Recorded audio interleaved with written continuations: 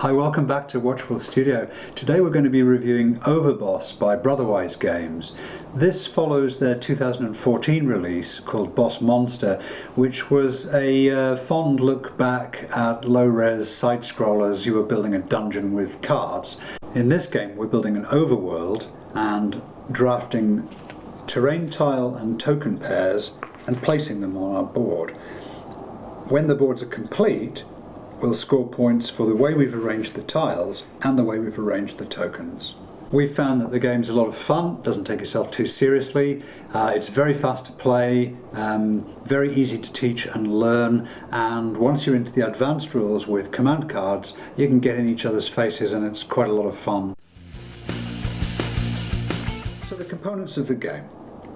Each player is going to take a player board which has a 4x4 or a 3x4 side, depending on the length of game you want to play, and the boards are marked with some terrain of their own, so some water and some mountains, and also the layer where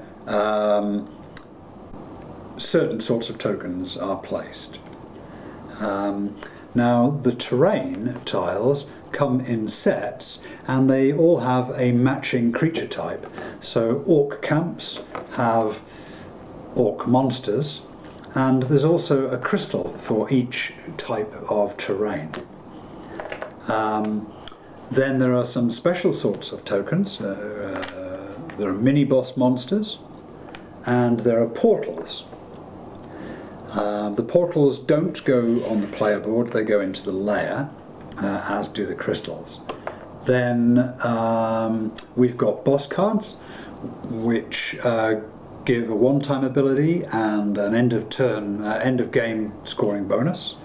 We've got command cards which allow us to move around tiles on either our own or our opponent's boards, which is fun. Then we've got some Kickstarter bonuses, this fabulous bag and this laser cut castle to put your terrain tiles in. In their turn, a player drafts a terrain tile and token pair and places it on the board. They may also, if they meet requirements, use a command card, and they may be able to use their portals. Most of the tokens will go onto available terrain tiles, and some sorts of tokens will have to be placed in the layer. Then at the end of the turn we'll refresh the market from stacks of tiles which have been shuffled and from the bag, like that.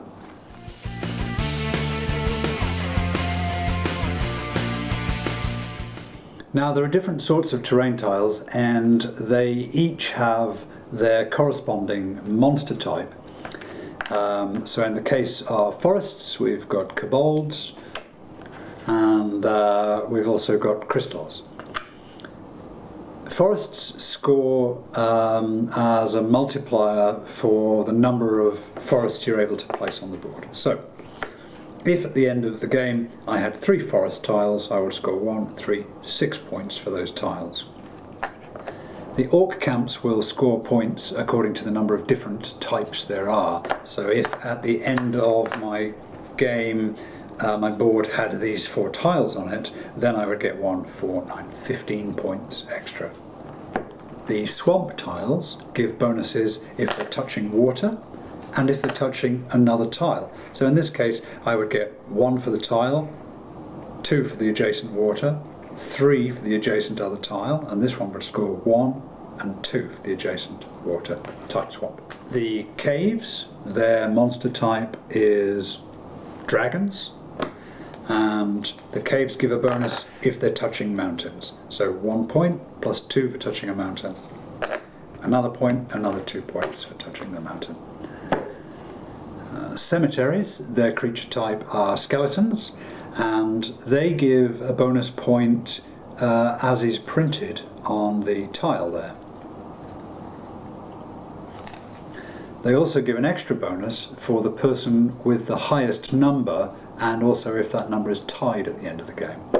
Now dungeons are slightly different. They give a bonus for the number of different tiles that surround them. For example, this. In this case, the dungeon would score 1 for itself, plus 4 for the 4 different types. There's a catch with dungeons, and it is that you can't put a creature on the dungeon. We'll come to why that's important in the next section. Okay, those are the basic terrain types. There are another 6 or 7 types to keep the game interesting.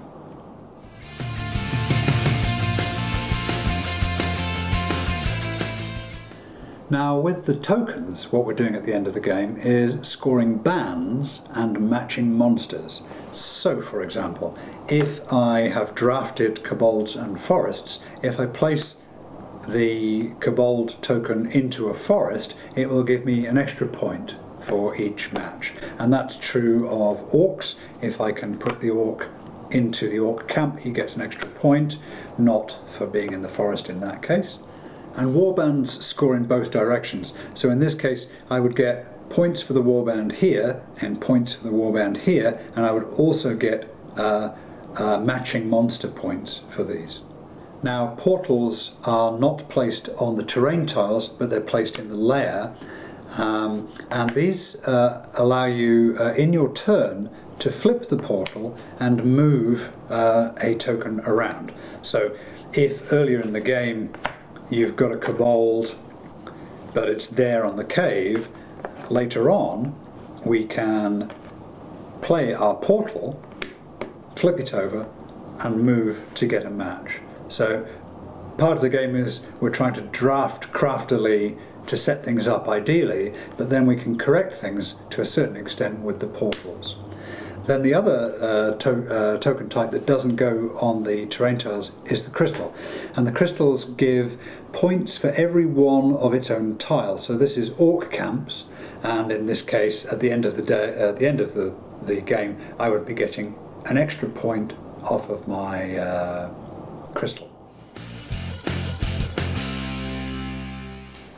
Now the boss cards, at the beginning of the game, we each take 2 of these and choose the one we like best. So for example, Explodo will give us the ability to destroy 3 tokens on our own board.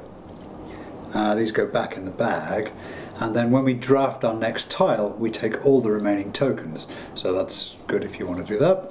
And then at the end of the game, we score +1 for each band in your map that includes no matching monsters. So we talked about matching monsters. If you have not matched the monsters for the terrain tile, then you'll get a bonus with Explodo. So these cards are played face down during the game, and they're only revealed when you want to use the one-time ability. And then of course everybody else knows what your end game bonus is.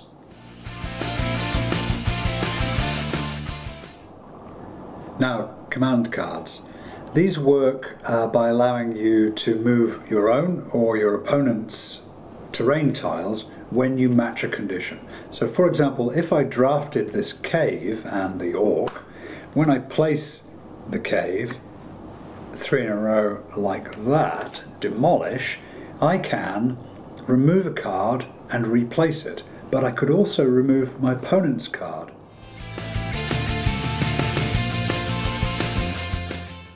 Okay, here's the setup. We're going to choose terrain using the terrain selection cards, and there are plenty of these, but in this game we're just going to choose the basic cards, which are graveyards, camps, forests, swamps and caves. So here are the orc camps.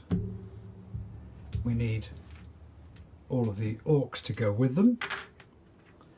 And we need the crystal that matches the orc camps. Here are the swamps and the witches. I didn't know witches lived in swamps, but okay. And here's the crystal for the swamps. So we're going to do that with each of the terrain tile types. And here are caves, dragons, crystal for the dragons, and so on and so forth. And remember that in every game we have the dungeons, we have portal tokens, and we have mini boss monsters. Then we're going to put all of the tokens into the bag.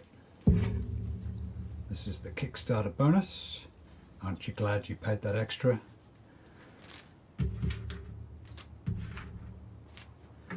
Then we're going to shuffle these all together and put them in stacks.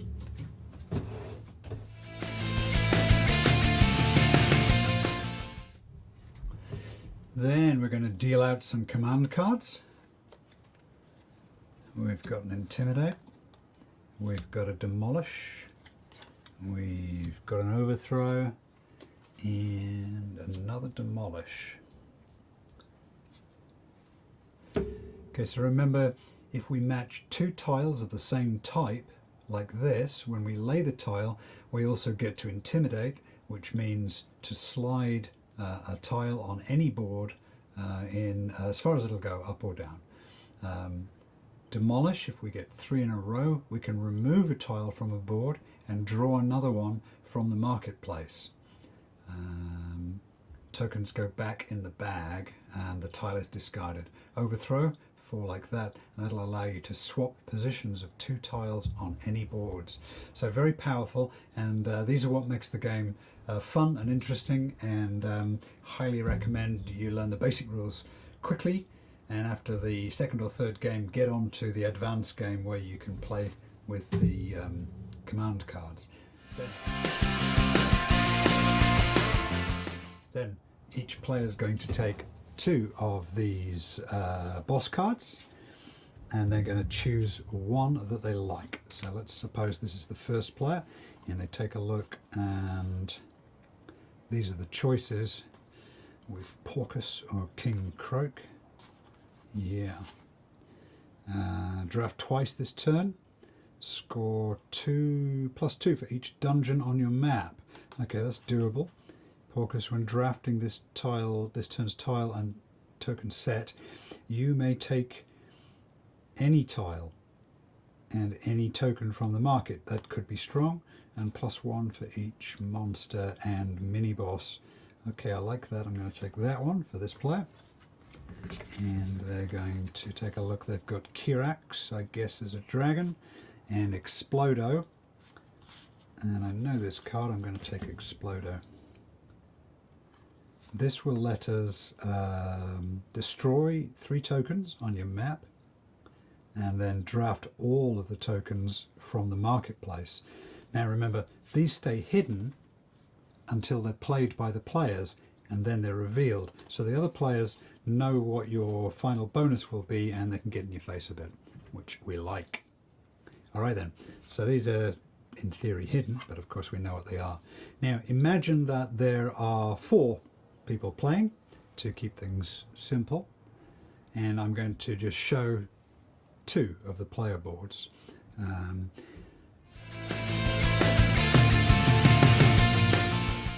So then we deal out 4 tiles. We've got, okay, nice spread. Anybody would think I'd contrived it. We've got a dungeon, we've got an orc camp, we've got a swamp, and we've got a forest. Oh, did that a bit iffily. So then we're going to deal out in order. And we would have contrived this, but it was too hard, so who knows what will happen. I'm going to go over the token scoring again. Tokens, when they're arranged by type, give you bonuses for a band. So if you can put 2 in a row like this, you'll get 2 points, and if you can put more in a row, you'll get more points. And these witches would score for 3 in a row, that's 5, and 2 in a row, that's 2, 7 points. And then those kobolds, 3 in a row is another 5. What are we up to? 12. And then we score matching monsters. So if a monster is on its home tile type, it also scores +1 here. 2 skeletons in graveyards, orcs in orc camps, and witches on swamps. They will score an extra point each. And the mini-boss monsters score 2 points as marked there. They don't give a banned bonus. Remember that you can't put anything onto the dungeon tile. So if you take the dungeon tile, you must put the token into the layer, and you may be able to move it later. Okay.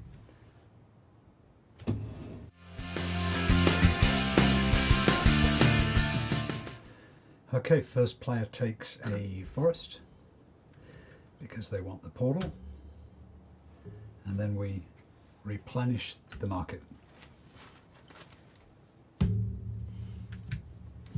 Second player is going to take this, and remember that swamp tiles will give 1 point plus 1 for each other swamp that they're next to, and 1 if they're next to water. So this tile is worth 3 points. 2 points. 1, 2. Alright, and they put their mini boss down. We replenish the market again. There's another swamp.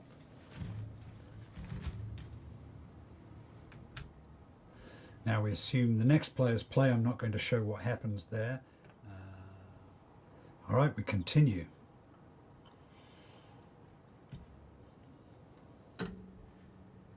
Swamp next to the other water. And this is going to give me bonuses for forest tiles. So maybe this player wants to get into forest tiles and start working on that. More swamp. Alright, so the next player takes the swamp. Now look at this, is multiplying. This tile is going to be worth 1, 2, 3, and this tile is also worth 1, 2, 3. So doing fine there. And 2 for the mini boss so far, and this is in the wrong place and not matched with anybody. Okay. Okay, now we know that this player is interested in forests because they can get a 1 point bonus for each forest with the crystal. So they take that and put the token down there for want of a better place. Maybe the corner's a better place for that. Now, a lot of orc camps. So orc camps score for each orc tile that's different, and these are all 3 different, so if you could draft all 3 of those, you'd be ahead of the game. This player was doing well with his swamps, but he's going to go with the dungeon. Now, the dungeon gives 1 point for each different tile that is orthogonally adjacent, so he needs to put that somewhere that's useful. Let's put it there. And he can't put the skeleton in the dungeon. Nothing goes in the dungeon. So we'll put the skeleton there in the layer. And then the market is refreshed. I trust you're getting the idea. And this is reasonable play for this player. They could put the kobold here on one of the forest tiles, and then that's going to be worth 1 at least towards the end of the at the end of the game. So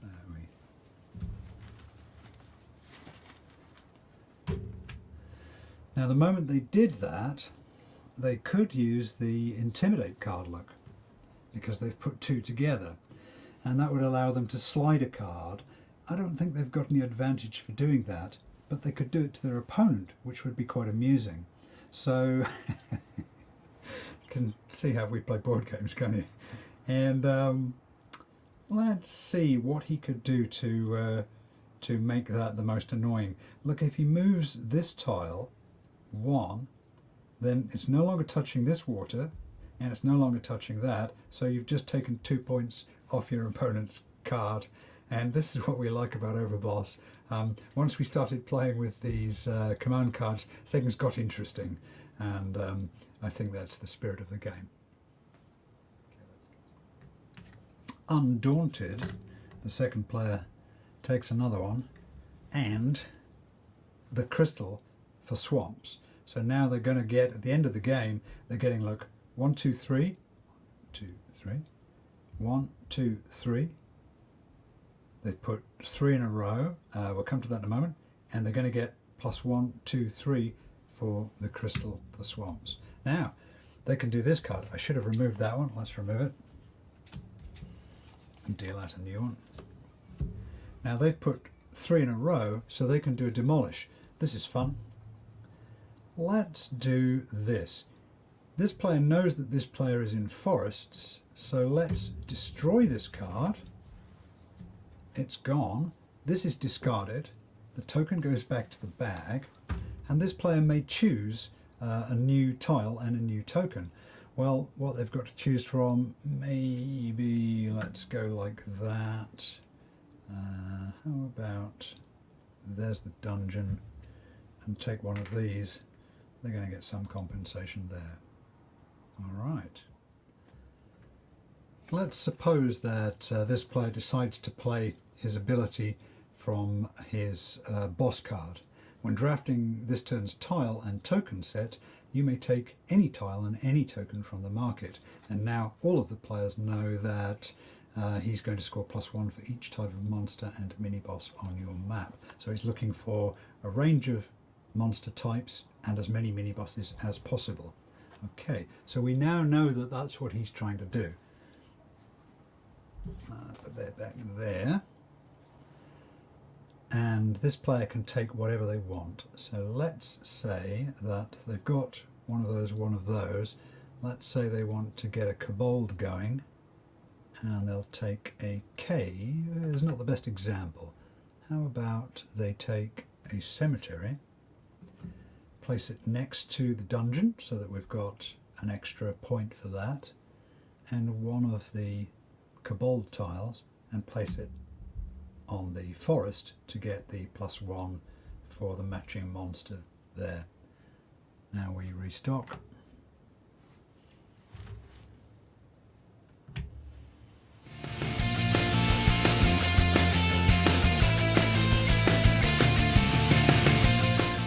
Okay, final turn. This player takes the cave, places it in the token. They've made 3 in a row. So the first thing we'd better do is replenish the marketplace.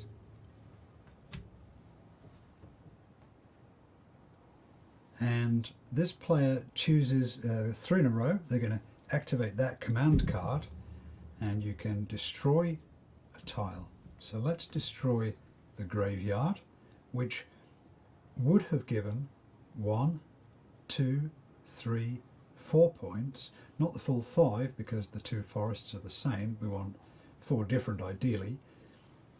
That goes away, and this player may choose another tile. So let's say they choose this one. They don't get a new token because they didn't lose a token in that case. And this works with their forest crystal, so it wasn't too bad.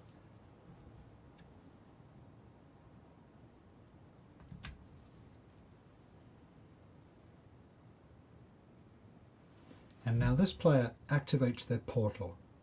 So you turn the portal over. You may uplift 1 or 2 pieces. So let's uplift 1 and then replace the pieces like that. And then we've got 3 in a row there. Okay, and then we go to the end of the game and the scoring. Let's do the scoring.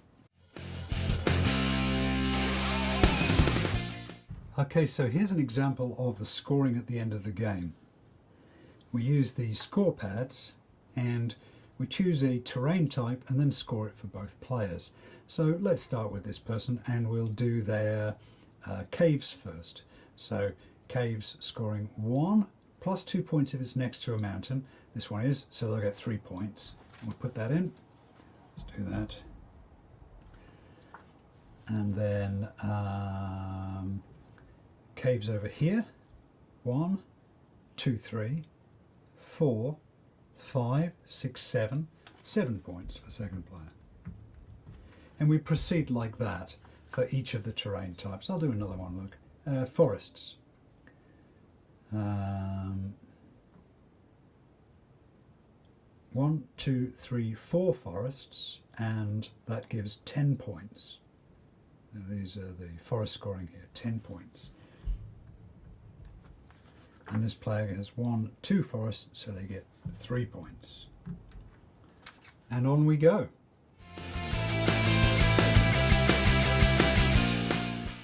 I will do the band scoring.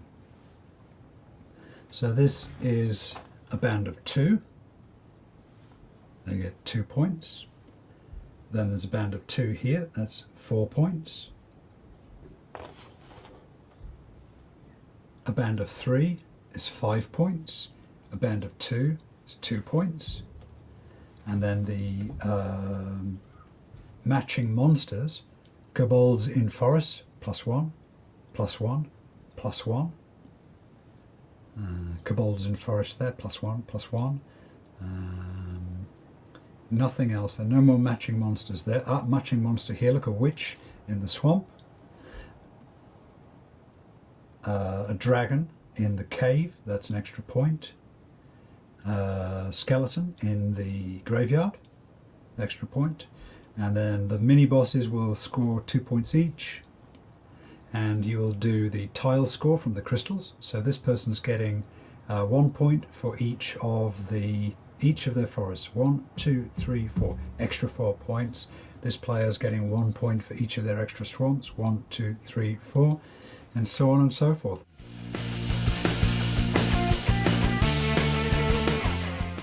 What do we think of this game? Well, the quality of the components is perfectly adequate. The boards are a nice quality, the printing's pretty good, we've got lots and lots of tiles, and we've got lots and lots of tokens. So it's fiddly as hell, and that's not much fun between games. But in its favour, Brotherwise have given us this very, very good insert, which, as long as you're keeping the game horizontal, keeps everything nicely in its place, which makes it manageable. I don't like that at all. It's just laser cut wood. Sorry, that's my opinion on that. And I don't think much of this low-res graphic style. I'm old enough to remember these games, and we played them because that's what we had, not because the graphics were good.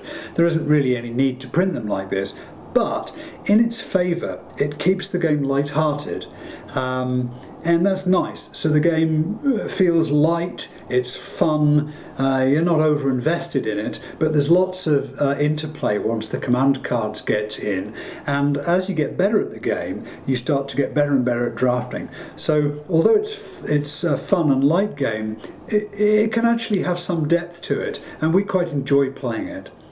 So our recommendation for this sort of game is that it's set up at the beginning of game day at your local club, and it sits on the corner table, and people who are coming in can get a game that's meaningful and gets their eye in for the games for the rest of the afternoon, and probably people rotate around the game quite quickly. You can play the whole thing in 25 minutes. This has been Overboss by Brotherwise Games. We hope you enjoyed the review. Please join us again next week. We're going to be going out and about in Tokyo's famous Akihabara district.